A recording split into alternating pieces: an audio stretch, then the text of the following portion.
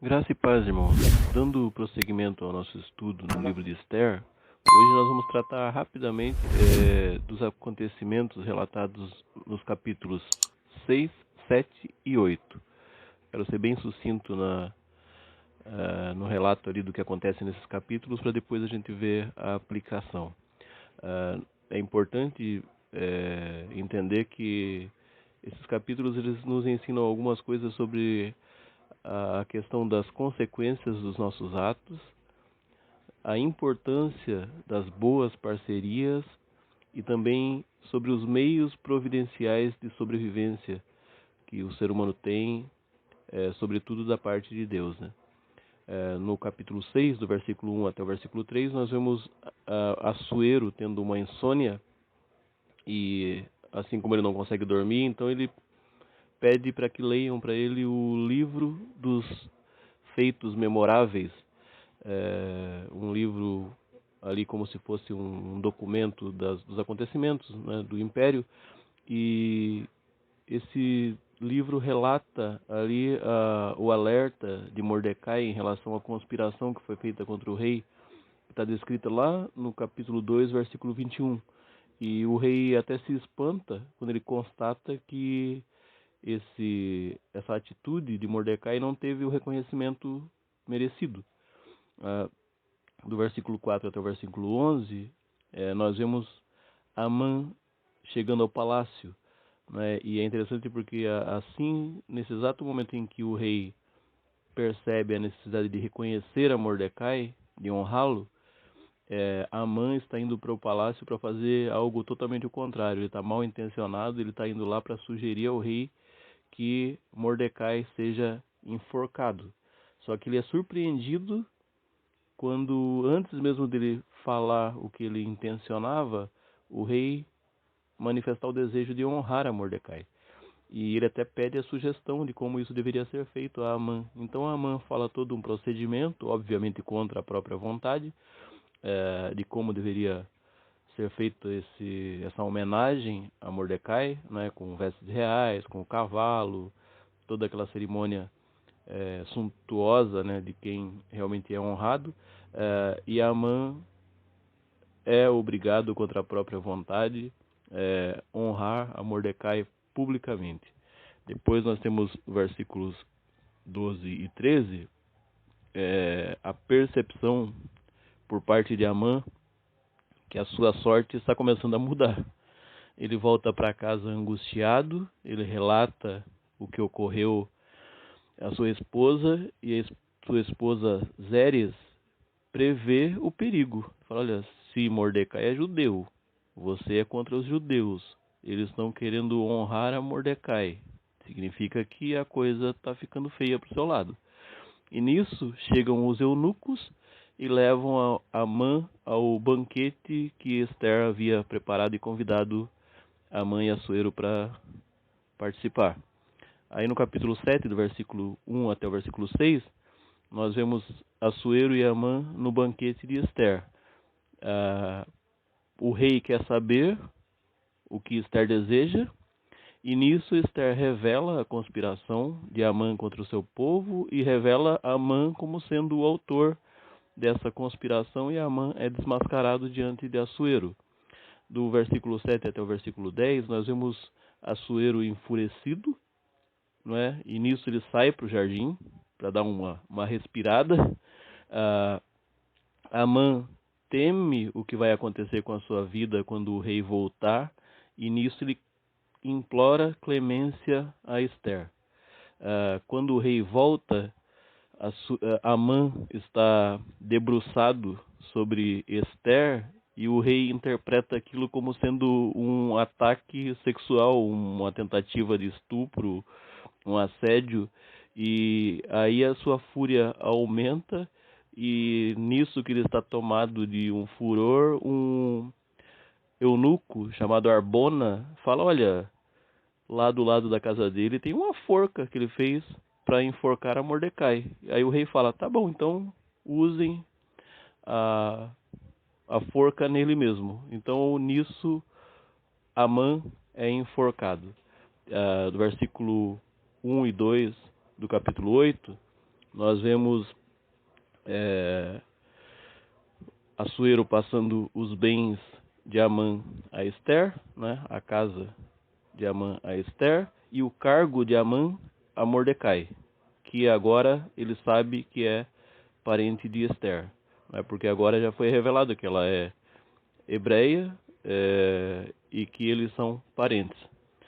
Versículo 4 e versículo 8 do capítulo 8, nós vemos Ester implorando ao rei que revogue o plano de Amã contra os judeus. Só que Assuero deixa claro, não é como é muito comum a gente ver no Antigo Testamento, que quando um rei sancionava uma lei e ele selava com o seu anel, aquela lei tornava-se irrevogável. Ele não podia voltar mais atrás. Só que nisso ele então junta os seus secretários, né, como nós vemos lá do capítulo 9 até o versículo 14, e eles então elaboram um outro documento onde ele orientava, ele autorizava os judeus a se defenderem, não é? Já que ele não podia desautorizar as províncias de matar os judeus, ele agora então autorizava os judeus a se defenderem como pudessem, se ajuntarem e, se fosse o caso, matar e até saquear aquelas pessoas que viessem atacá-los. Ele junta os secretários no dia 23 do terceiro mês, né, que é o mês de Sivan, e ele sela essa autorização, envia essas cartas às províncias e publica esse decreto em Suzã.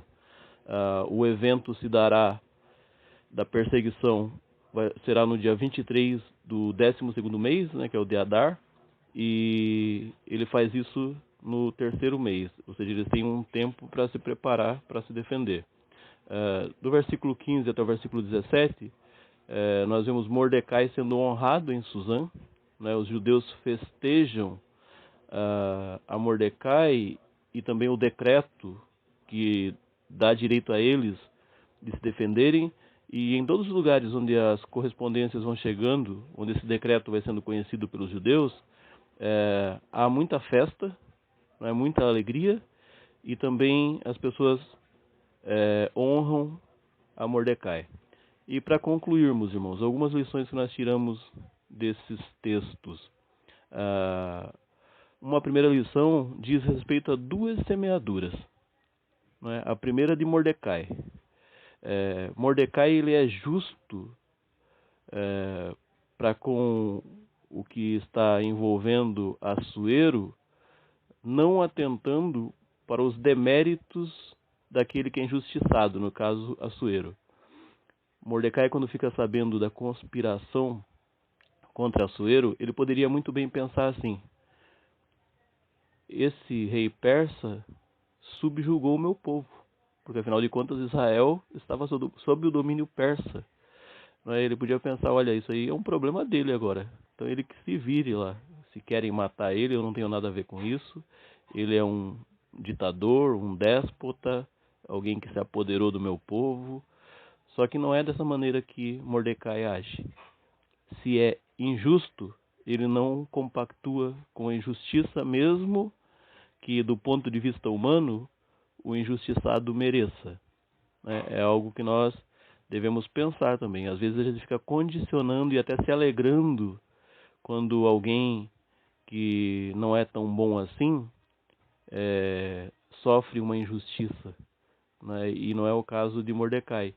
Ele age da maneira correta, por mais que humanamente falando aquilo parece que não tenha o reconhecimento e a recompensa merecidos. Mas a sua lealdade fica registrada, está lá no livro, e um dia ela é recompensada e honrada. Uma outra semeadura é a de Amã. Amã prefere reavivar uma contenda antiga, algo que havia ocorrido há muito tempo, muitos séculos antes dele, e ele trama uma vingança contra o povo judeu, não é? Ele elabora a morte de Mordecai. No entanto, ele morre na própria forca que ele fez para matar Mordecai. Então, duas semeaduras distintas e duas colheitas distintas. Um semeou a vida e colheu a honra e a recompensa e a vida. Outro semeou a morte e colheu a morte. Uma outra coisa interessante de a gente observar nesses textos é que os maridos, Assuero e Amã, de certa maneira são iguais, mas eles têm esposas diferentes. Zeres, a esposa de Amã, apoiou a loucura de Amã, o que resultou na morte do seu esposo. Ele foi para junto dos seus ancestrais amalequitas, lá atrás, gente que havia sido morta pelos judeus e que ele quis vingar, mas que na verdade esse desejo de vingança só fez com que ele fosse fazer parte do mesmo destino que os seus ancestrais tiveram. Esther, por outro lado, fez Assuero entender a loucura que ele havia cometido, e dessa maneira Assuero pôde dar oportunidade de vida a um povo que estava condenado, no caso, os judeus. Então nós vemos aqui que Assuero e Amã, eles não eram tão diferentes, mas como diz lá em Provérbios 14:1, a mulher sábia edifica a sua casa, mas a insensata com as próprias mãos a derriba. O que fez a diferença na vida desses dois homens foram as suas esposas. E aqui cabe a reflexão. Nós, como Igreja do Senhor Jesus, como noiva de Cristo, qual a nossa influência em relação às nossas amizades, à nossa sociedade? Qual o nosso discurso? É de perdão ou de juízo? E para terminarmos, irmãos, algo que a gente vê aqui é que Deus dá as ferramentas para que o seu povo sobreviva, persevere. Ante a possibilidade da morte, os judeus lá da época de Esther, eles celebram um decreto selado pelo rei. E quando nós pensamos na Igreja do Senhor Jesus Cristo, no meio de um mundo que nos aflige, para o qual, como diz o próprio Jesus, nós somos enviados como ovelhas para o matadouro, nós recebemos o Evangelho e o selo do Espírito Santo. Efésios 1, versículos 13 e 14 diz assim: em quem também vós, depois que ouvistes a palavra da verdade, o Evangelho da vossa salvação, tendo nele também crido, fostes selados com o Santo Espírito da promessa, o qual é o penhor da nossa herança, até o resgate de sua propriedade, em louvor de sua glória. Nós estamos num mundo que se opõe a nós, que nos aflige, nos persegue, tenta nos seduzir muitas vezes, mas é fato que nós temos da parte do Senhor o Espírito Santo, que nos consola, nos assiste na nossa fraqueza, nos faz lembrar daquilo que Cristo Jesus nos ensina, para falarmos e darmos a resposta adequada no momento correto e para nos manter firmes até a consumação total da redenção.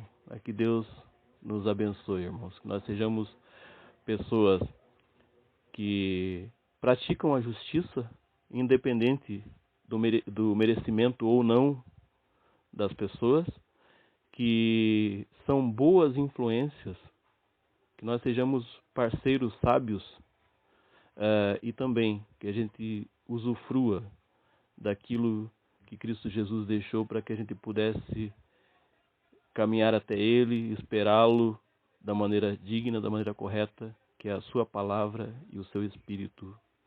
E é em nome de Jesus que nós esperamos. Amém.